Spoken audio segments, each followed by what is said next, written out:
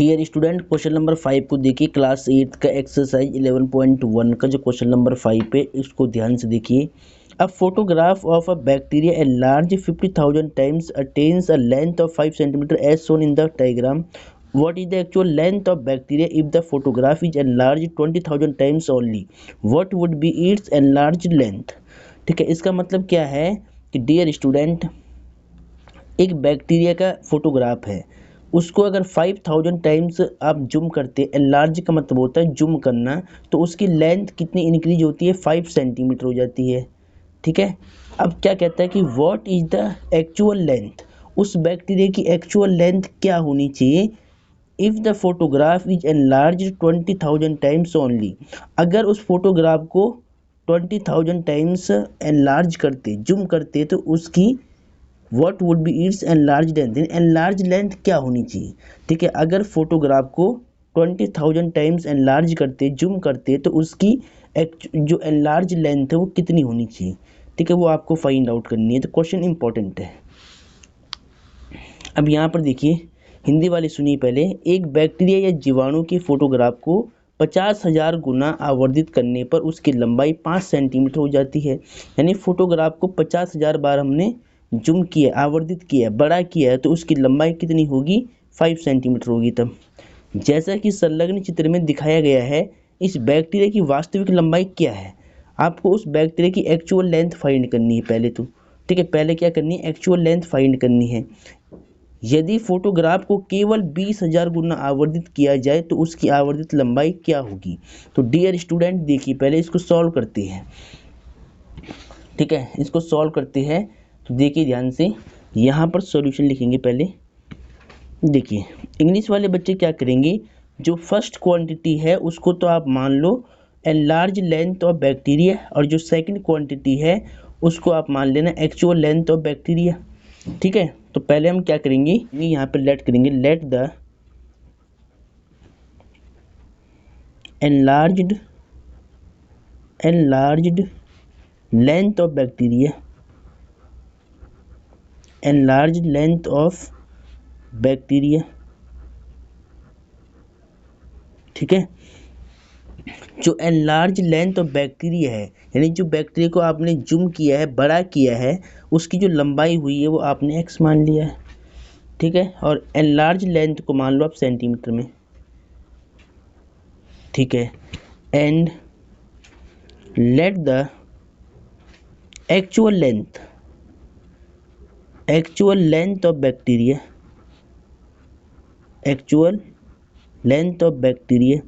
Actual length को आपने मान लिया y। ठीक है, इसको क्या मान लिया आपने? y मान लिया। इसको भी सेंटीमीटर में मान सकते हैं आप। ठीक है, तो मैंने यहाँ लिख दिया इन सेंटीमीटर में। ठीक है, देखिए, let the enlarge length of bacteria x मान लिया है, और let the actual length of bacteria ये y इन सेंटीमीटर में मान लिया है। ठीक है, अब देखिए ध्यान से, हिंदी वाले बच्चे पहले क्या लिखेंगे, इसका मतलब हिंदी वालों के लिए पहले लिखता हूँ मैं। देखिए, हिंदी वाले लिखेंगे कि माना let the enlarge length of bacteria का मतलब क्या है कि माना बैक्टीरिया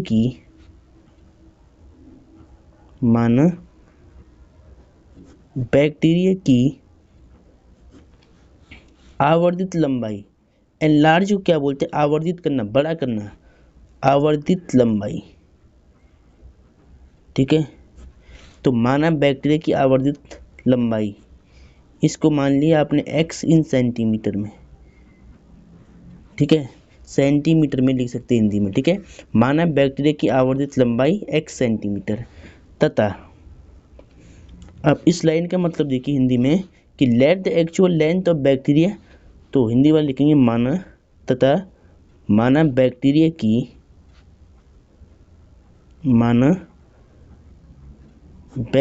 की वास्तविक लंबाई। ठीक है, एक्चुअल लेंथ को बोलते हैं वास्तविक लंबाई। तो डियर स्टूडेंट, माना बैक्टीरिया की वास्तविक लंबाई, इसको आप y मान लो, y सेंटीमीटर में। ठीक है, अब देखिए इसके बाद क्या करना है, इसमें दो केस बनेंगे, वो आपको ध्यान से समझना है। कॉन्सेप्ट इसके बाद स्टार्ट होगा। देखिए ध्यान से, सबसे पहले यहाँ पर आप अकॉर्डिंग टू क्वेश्चन लिखेंगे। इंग्लिश वाले क्या लिखेंगे? अकॉर्डिंग टू क्वेश्चन, और हिंदी वाले क्या लिखेंगे, प्रश्नानुसार। हिंदी वाले क्या लिखेंगे, प्रश्नानुसार। क्वेश्चन काफ़ी इंपॉर्टेंट है, इसलिए इसको मैं ध्यान से समझा रहा हूँ। देखिए अब डियर स्टूडेंट, यहाँ पर आपको टेबल बनानी है, प्रपोर्शन की टेबल बनानी है, ठीक है। टेबल बनाने का तरीका बता रहा हूँ मैं आपको इजी लैंग्वेज में, ठीक है, आसान भाषा में बिल्कुल। देखिए क्या करेंगे, यहाँ पर दो केस बनेंगे। देखिए फर्स्ट क्वांटिटी क्या, एनलार्ज लेंथ ऑफ बैक्टीरिया है, यानी आवर्धित लंबाई है, उसको एक्स मान लिया आपने। और सेकंड क्या, एक्चुअल लेंथ, जो रियल में उसकी लेंथ है वो वाई मान लो आप, ठीक है, वाई मान रखी हमने। तो अब देखिए ध्यान से, इसमें 3 बॉक्स बनेंगे, ठीक है, इसमें 3 बॉक्स आपको बनानी पड़ेंगी। तो देखिए पहले क्वेश्चन को ध्यान से देखिए, क्वेश्चन में क्या लिखा था, a photograph of a bacteria enlarged 50,000 times attains a length of 5 centimetre as shown in the diagram. देखिए अगर फोटोग्राफ को 50,000 टाइम जूम करते, एनलार्ज करते, तो उसकी लेंथ कितनी हो जाती है, 5 सेंटीमीटर हो जाती है। तो देखिए एनलार्ज लेंथ को आपने x माना था, तो अगर आप फोटोग्राफ को 50,000 टाइम्स जूम करते हैं, एनलार्ज करते हैं, तो यहाँ लिख लो पहले 50,000, ठीक है। अगर 50,000 बार आप जूम करते हैं फोटोग्राफ को, तो उसकी जो एक्चुअल लेंथ बनती है वो 5 सेंटीमीटर बनती है।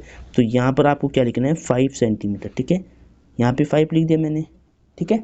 अब देखिए इसके बाद क्या कहता है, आगे देखिए कि what is the actual length of bacteria, यानी इस बैक्टीरिया की एक्चुअल लेंथ क्या होनी चाहिए। एक्चुअल लेंथ को आपने वाई माना है, एक्चुअल लेंथ क्या होनी चाहिए यहाँ पे, ठीक है। तो देखिए यहाँ पर एक्चुअल लेंथ आपको फाइंड करनी है, तो ये वाई था, ये y1 होगा, ये y2 होगा। एक्चुअल लेंथ आपको पहले फाइंड करनी है, ठीक है, एक्चुअल लेंथ आपको पहले फाइंड करनी है। तो देखिए जब अगर एक्चुअल लेंथ इसकी कितनी होगी, अगर आपने मान ली जूम नहीं किया है, अब इसने बोला नहीं है कि एनलार्ज कितनी बार करना है, तो आपको 1 मानना है यहाँ पर, ठीक है, 1 टाइम किया होगा एनलार्ज, अगर नहीं किया तो आप 1 मानोगे, ठीक है। अगर बैक्टीरिया को आपने एनलार्ज नहीं किया है तो आप उसको 1 मानोगे। तो यहाँ पे लिखा नहीं है कि हमें एनलार्ज करना नहीं करना, बस इसने पूछ लिया आपसे कि what is the actual length of bacteria. तो एक्चुअल लेंथ आपको फाइंड करनी बैक्टीरिया की, और यदि अगर एक्चुअल लेंथ फाइंड करनी तो एनलार्ज की बात नहीं की इसने, ठीक है। एक्चुअल लेंथ आपको फाइंड करना है, एनलार्ज की बात आपने नहीं की है, एक्चुअल लेंथ आपको फाइंड करनी है, लेकिन एनलार्ज तो यहाँ पर नहीं बताया गया है। देखिए सेकंड वाले बॉक्स के लिए एनलार्ज इसने कहा नहीं कहा है, इनने कहा है कि what is the actual length of bacteria. तो एक्चुअल लेंथ यानी आपने y माना था, इसकी वैल्यू आपको निकालनी y2 की, ठीक है। एक्चुअल लेंथ यहाँ पर क्या होगी, यदि फोटोग्राफ को 1 टाइम हम क्या करेंगे, एनलार्ज करेंगे, तो 1 टाइम बोला नहीं है, आपको 1 मान के चलना है यहाँ पे, ठीक है। अगर यहाँ पर कोई वैल्यू नहीं होगी तो आपको 1 मानना है तब। चलो अब आगे देखिए, इसके बाद आगे क्या लिखा है, इस बॉक्स के लिए ध्यान से देखिए। आगे लिखा है कि if the photograph is enlarged 20,000 times. देखिए अब एनलार्ज लेंथ आपको दे रखी है, एनलार्ज लेंथ, ठीक है। देखिए अगर फोटोग्राफ को 20,000 बार आप जूम करती है, तो एनलार्ज लेंथ को आपने x माना था, ठीक है। अगर फोटोग्राफ को 20,000 टाइम्स एनलार्ज करते हैं तो उसकी लेंथ कितनी होती है, ठीक है, उसकी एक्चुअल लेंथ कितनी होती है, इसको y3 मान लो आप। तो आपको y2 और y3 की वैल्यू फाइंड करनी है डियर स्टूडेंट, आपको y2 और y3 की वैल्यू फाइंड करनी है।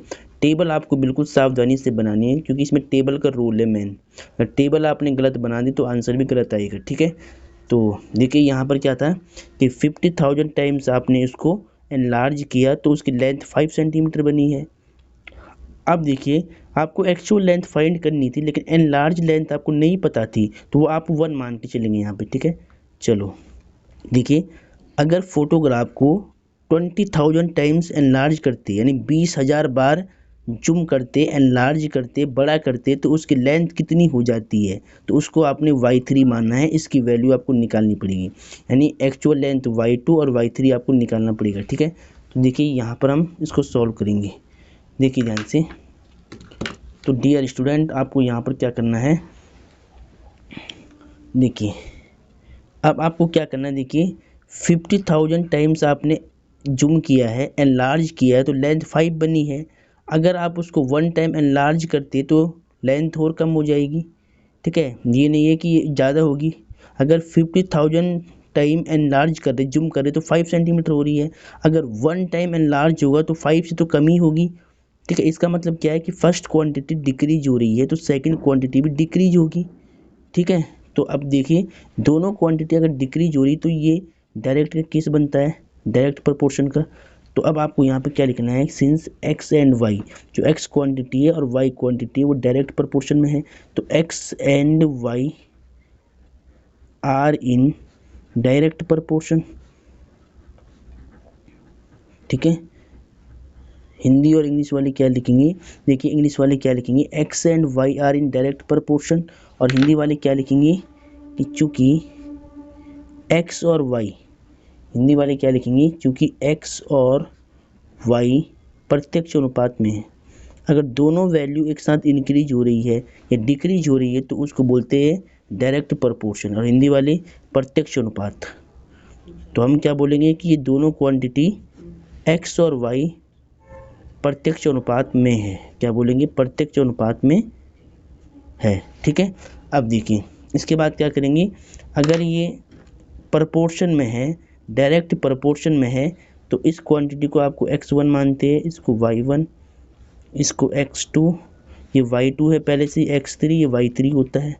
ठीक है, ऐसे आप मान सकते हैं, यहाँ पे लिखना नहीं है, ये मैं केवल मान रहा हूँ समझाने के लिए। ठीक है, ये x1 ही होगा हमेशा, ये y1, ये x2, ये y2, ये x3, ये y3। ठीक है, कि अब आप क्या करते हैं, इनका रेशियो लेते हैं। अगर ये दोनों क्वांटिटी डायरेक्ट प्रोपोर्शन में है तो इनका रेशियो हम इक्वल लेते हैं। तो हम क्या करेंगे, 50,000 अपॉन में 5 इक्वल लेंगे 1 अपॉन में y2 के, इक्वल लेंगे 20,000 अपॉन में y3 के। ठीक है, अब डियर स्टूडेंट इसको आपको सॉल्व करना है, इस इक्वेशन को आपको सॉल्व करना है। तो देखिए पहले मैं क्या करूँगा, इन दोनों को इक्वल लेकर चलूँगा, यहाँ से y2 निकालूंगा। तो पहले इनको इक्वल लेकर चलो, यहाँ से y2 निकालो आप, तो 50,000 अपॉन में 5 इक्वल टू 1 अपॉन में y2, कट कर लो, 5 पंजा 5, 5 पंजा 5 0 और 3 0, 10,000। ठीक है, तो यहाँ पर हो गया 10,000 इक्वल टू 1 अपॉन में y2। अब डियर स्टूडेंट इसका इंटू करो, क्रॉस मल्टीप्लाई। ठीक है डियर स्टूडेंट, इसका आपको इंटू करना है, क्रॉस मल्टीप्लाई करना है। तो 10,000 y2 इक्वल टू 1, और y2 की वैल्यू देखिए यहाँ से कितनी आएगी, मल्टीप्लाई का नंबर पूरा डिवाइड में आएगा, तो y2 इक्वल टू 1 अपॉन में 10,000। ठीक है, अब इसको थोड़ा सही से लिख लो आप, यहाँ पर देखिए y2 इक्वल टू कितना होगा, 10 के आगे देखिए 1 के आगे 4 0 है, तो 10 की पावर 4 बना दो आप, तो y2 की वैल्यू कितनी आएगी, 10 की पावर 4 जब न्यूमरेटर में आएगी तो नेगेटिव पावर बन जाएगी, तो 10 की पावर -4 सेंटीमीटर। ठीक है, तो डियर स्टूडेंट यहाँ पर देखिए, यहाँ पर इसने क्या कहा था कि what is the actual length of bacteria, तो बैक्टीरिया की एक्चुअल लेंथ क्या होगी, बैक्टीरिया की फर्स्ट केस में जो एक्चुअल लेंथ होगी वो 10 की पावर -4 सेंटीमीटर होगी, 10 की पावर -4 सेंटीमीटर होगी। ठीक है, अब देखिए, अब डियर स्टूडेंट ये आपने निकाल लिए हैं, अब आपको y3 की वैल्यू भी निकालनी। तो y3 की वैल्यू निकालने के लिए आप क्या करोगे, इस रिलेशन और इस रिलेशन को इक्वल लेकर चलो आप दोनों को। ठीक है, तो मैं क्या करूँगा यहाँ पर 5,000 अपॉन में 5, इसको इक्वल लेके चलूँगा इसकी, 20,000 अपॉन में y3 है।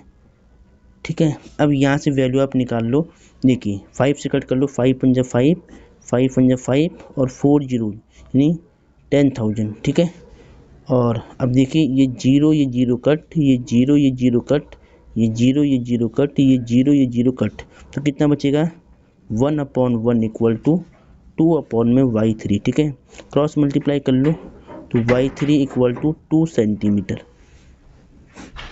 ठीक है, इसका मतलब क्या हुआ, देखिए ध्यान से देखिए, अगर फोटोग्राफ को, ठीक है यहाँ पे क्या लिखा था, देखिए क्वेश्चन में देखिए पहले कि if the photograph is enlarged 20,000 times only what would be its enlarge length, अगर फोटोग्राफ को 20,000 बार आप जूम करते हो तो उसकी लंबाई कितनी बन जाएगी, 2 सेंटीमीटर बन जाएगी। ठीक है, 20,000 बार जूम करने पर जो उसकी एनलार्ज लेंथ बनेगी सेंटीमीटर में, वो बनेगी 2 सेंटीमीटर। वो आपने यहाँ पे निकाल दिया है, देखिए वो आपने यहाँ पे निकाल दिया 2 सेंटीमीटर। तो आपको यहाँ पे लास्ट में क्या लिखना है वो देखिए ध्यान से। अब मैं इसको यहाँ पे रख के लिख लेता हूँ। देखिए अब आपको यहाँ पे लिखना है लास्ट में कि देयरफॉर एनलार्ज, ठीक है, enlarged length of bacteria, dear student आपको यहाँ पे क्या लिखना है, enlarged length of bacteria is 2 centimetre. ठीक है, और हिंदी वाले क्या लिखेंगे, हिंदी वाले लिखेंगे अतः बैक्टीरिया